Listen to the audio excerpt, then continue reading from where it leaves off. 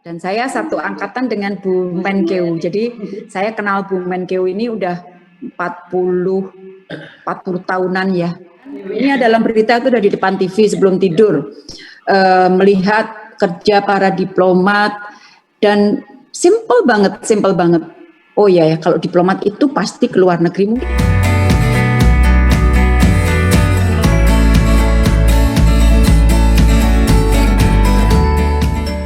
Jadi saya ini Mbak Palupi, teman-teman, saya ini bukan anak orang yang berada.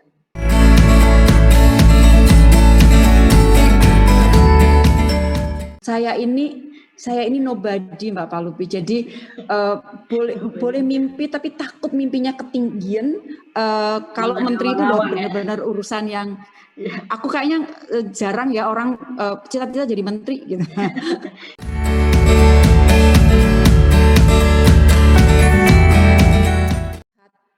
Dunia dalam berita TVRI, ngelihat kegiatan dulu TVRI aja nih yang ada, jadi jam 9 ini dalam berita itu udah di depan TV sebelum tidur, melihat kerja para diplomat dan simple banget. Oh ya, kalau diplomat itu pasti ke luar negeri.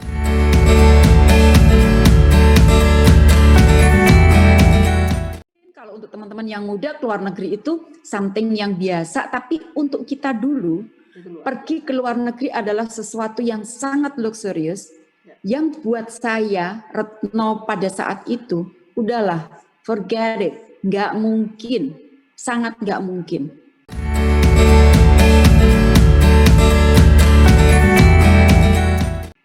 Saya ke Jakarta aja baru umur berapa ya saya ke Jakarta?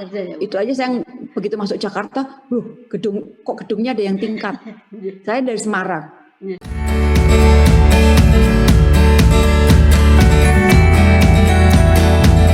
karena itu membuat ketertarikan yang pertama. Kalau anak kecil kan tertarik terhadap hal yang kelihatan enak kan. Nah itu saya tertarik pertama. Oleh karena itu pada saat SMA, kemudian pemilihan universitas dan jurusan, saya memang sudah menentukan bahwa oh saya pengen jadi diplomat, berarti salah satu jalan yang harus ditempuh adalah menjadi mahasiswa jurusan hubungan internasional, karena di Semarang Undip nggak ada jurusan hubungan internasional, maka yang paling dekat dan ini akar dari keluarga saya juga datang dari Yogyakarta, maka kembalilah saya ke Yogyakarta mengambil sekolah jurusan hubungan internasional di UGM. Jadi sebenarnya intinya berawal dari hal yang sederhana, melihat kayaknya kok enak pergi ke luar negeri jadi diplomat sampai hal yang serius seperti saat ini. Jadi kalau ditanyakan apakah memang dari kecil ingin jadi diplomat, jawabannya iya. Tetapi apakah sempat terpikir menjadi menteri luar negeri? Enggak.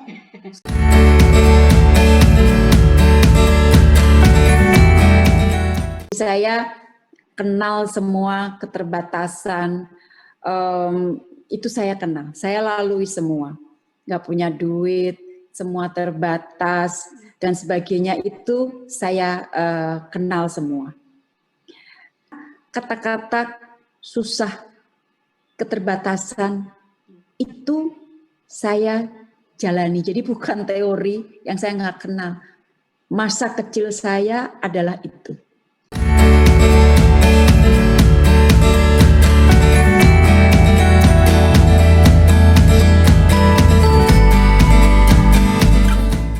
Ada bagusnya juga, sehingga sekarang pada saat kita menjalankan fungsi perlindungan WNI. Perlindungan WNI itu kan banyak sekali menyangkut warga negara kita yang dari kelompok rentan ya, dari kelompok rentan yang bahkan mereka banyak yang menjadi victim dari perdagangan manusia. Dan disitulah saya memiliki mungkin empati yang lebih besar kalau misalnya dibanding dengan orang lain mungkin.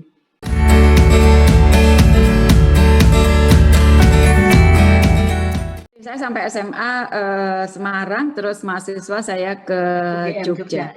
Boleh nggak Bu di-mention SD mana, SMP mana, SMA mana mungkin? Saya SD-nya SD Randusari. Saya nggak tahu SD Randusari sekarang masih ada atau enggak ya. Kemudian masih ada ya, cuman tempatnya tidak di tempat yang saya dulu sekolah. Kemudian SMP-nya SMP 3 Semarang, salah satu SMP yang terbaik pada saat itu, yang setiap tahun selalu banjir. Banjir, jadi kita kalau banjir, wah malah kita sekolah terus malah main air gitu kan.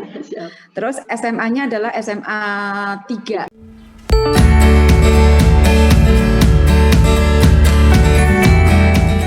Saya satu angkatan dengan Bu Menkeu. Jadi saya kenal Bu Menkeu ini udah 40 tahunan ya. Dari dulu sudah kenal, main bareng atau baru ngeh ketika sama-sama masuk kabinet ini? Enggak, kita kenal cuman biasanya kan deket itu kalau maksudnya kedekatan masing-masing gini, masing-masing pelajar, masing-masing siswa-siswi itu kan ada ekstrakurikulernya. Kalau Bu Ani ke basket, kalau saya ke pramuka.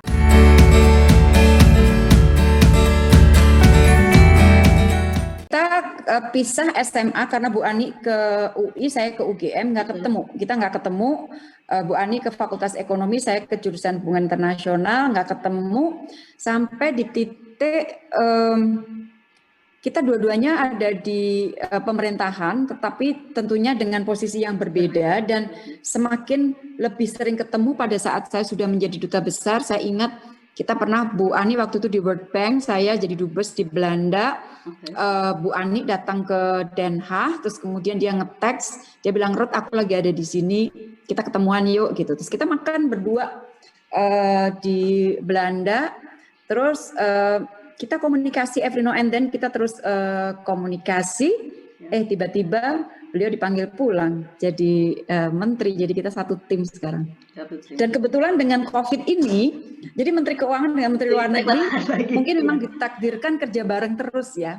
Jadi COVID ini salah satu tandeman saya itu dengan Bu Menteri Keuangan, termasuk pada saat kita negosiasi mengenai APD segala itu, saya tuh tandemnya berdua sama Bu Ani. Nah, ini kita sudah mulai menyiapkan untuk presidensi Indonesia di G20 kan. Tahun depan kita menjadi presiden dari G20. Minggu lalu tandeman lagi, udah mulai sama Bu Ani lagi. Ayo Ruth, kita berdua lagi nih gitu. Nah, ini termasuk hobi menyanyinya juga jadi ketemu juga ya, Bu? Kebetulan aja. Itu hobi atau ada yang ngajak aja? Bareng lagi di situ. Terus udah gitu kayaknya anak-anak kita juga nyambung juga. Oh ya? Kerjanya juga pada nyambung. Jadi ya mungkin begitu suratannya.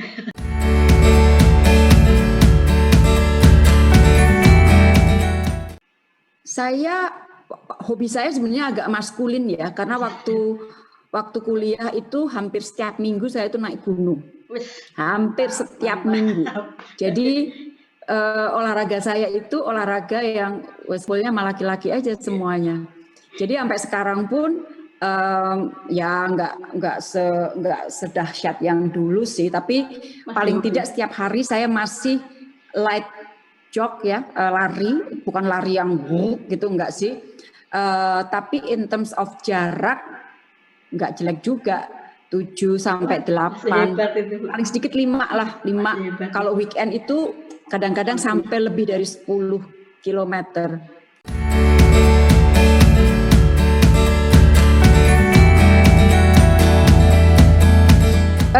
Pada saat bicara diplomasi, emang banyak orang yang melihat bahwa ini adalah dunia laki-laki. Pada saat saya masuk ke Kemlu, ya, persepsi itu ada juga di saya. Karena apa? Kalau dari komposisi diplomatnya saja, angkatan saya itu hanya 10% yang perempuan, 90% adalah laki-laki. Belum lagi kemudian ada yang tidak bisa meneruskan karena dia keluar dari Kemlu atau dia menikah dengan sesama diplomat.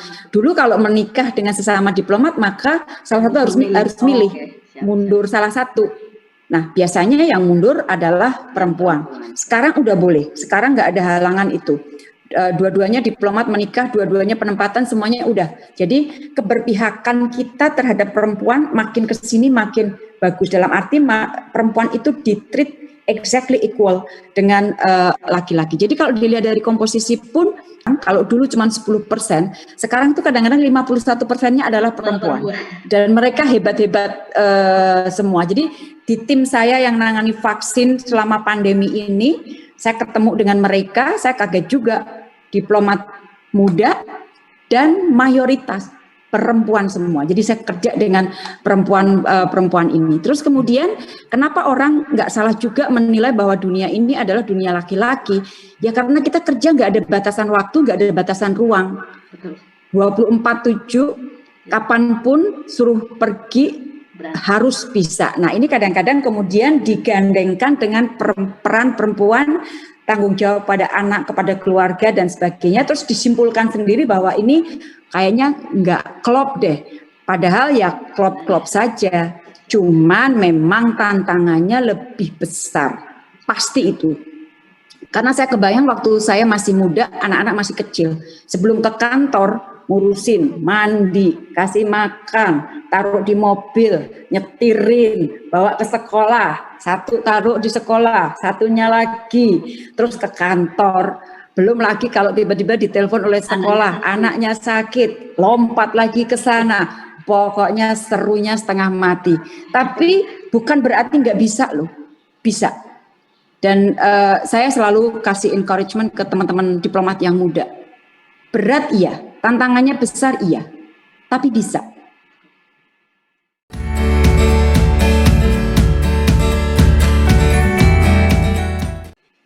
Saya mengadop lifestyle yang sehat. Jadi selain olahraga yang rutin, jadi tadi pagi misalnya contoh karena udara kan sekarang agak hujan dan sebagainya, saya treadmill. Di treadmill itu, bagusnya treadmill adalah satu, saya mendengarkan berita internasional. Jadi saya sambil kerja.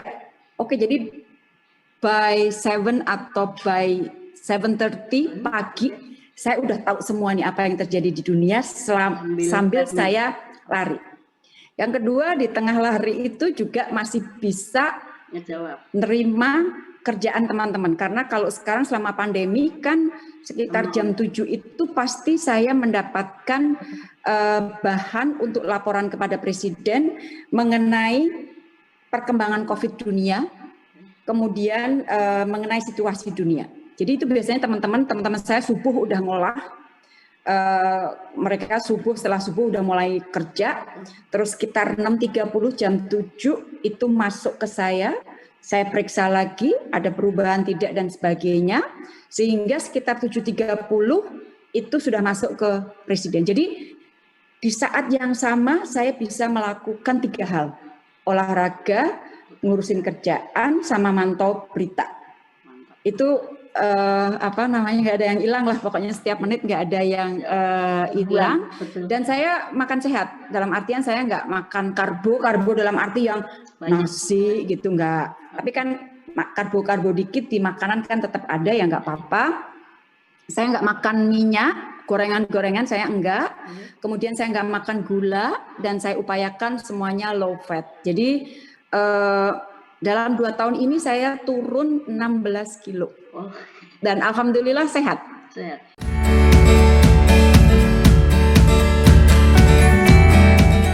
Kan lebih bagus sebenarnya kan prevensi daripada sudah sakit baru kemudian kita berusaha untuk merektifai. Tapi kalau yang saya ambil sebenarnya hidup sehat itu udah dari sejak udah dari lama, cuman yang ketat sekali itu adalah sejak 2 tahun ini. Jadi sekarang kalau mau lihat nasi ya nggak pengen, udah pernah makan nasi kok. Udah pernah dulu ya, siap.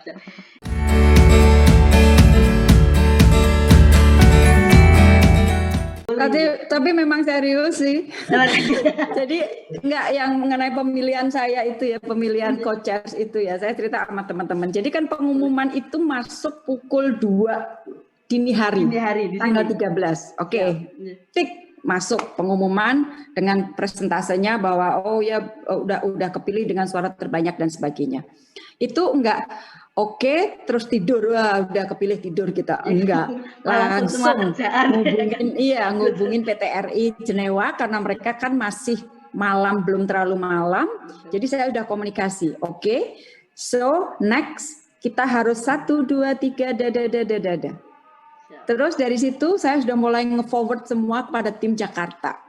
Udah mulai jam, teman-teman sebagian jam 2 tidur lah ya, orang jam 2 malam.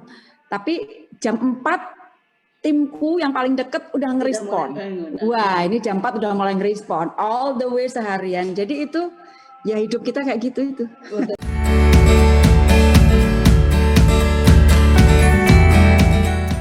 Pakai jas ya, wah padahal di balik itu wah ceritanya seru banget.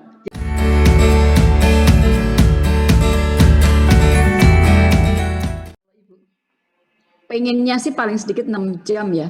Tapi yang khusus tanggal 12 menuju ke 13 itu nyaris nggak tidur karena nunggu penghitungan suara.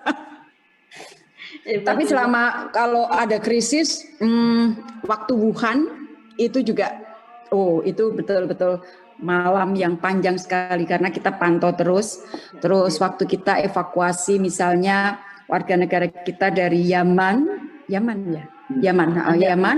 itu juga banyak sekali lah malam-malam yang harus dilalui dengan seperti itu banyak sekali, tapi sekali lagi it's part of my job, so harus ditunaikan dengan sebaik-baiknya.